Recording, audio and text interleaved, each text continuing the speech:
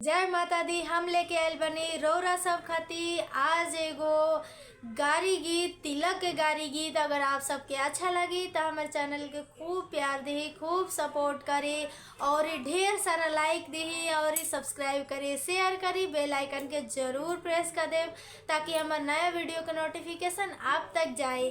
तो चलिए हमने के सुनल जाओ आज ही गारी गीत। अंगना सजवले बानी लाइट से, सरवा साला आइल बाइक से। आजू अंगना सजवले बानी लाइट से, सरवा साला आइल बाइक से। अब मार के भगाइब हम फाइट से, सरवा साला आइल बाइक से।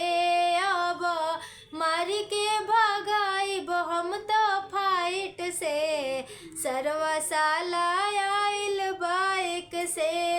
अपना बहिनिया के रखेल छुपा के हो, अपना बहिनिया के रखेल छुपा के। भैया हमर देख सुकोना से लुका के हो, हमार भैया देख सुकोना से लुका के। आई तो गारी देहब माइक से, सरवा साला आइल बाइक से। अब अंगना सजौले बानी लाइट से, सरवा साला आइल बाइक से। अपना बहिनिया के गली में नचावे हो, गली में नचावेला, गली में नचावे हो। अगुआ समाज में तो इज्जत डुबावे हो, इज्जत डुबोले हमनी के इज्जत डुबावे हो।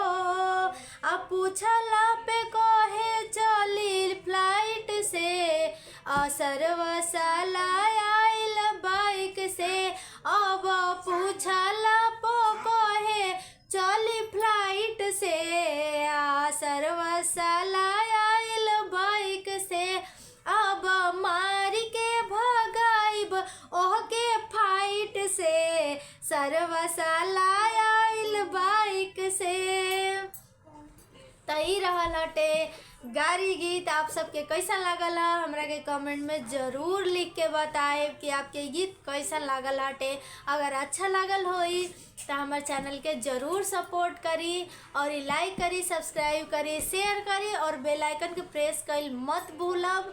काहे से कि हमार नया वीडियो के नोटिफिकेशन आप बेल आइकन के प्रेस करब तबे आई।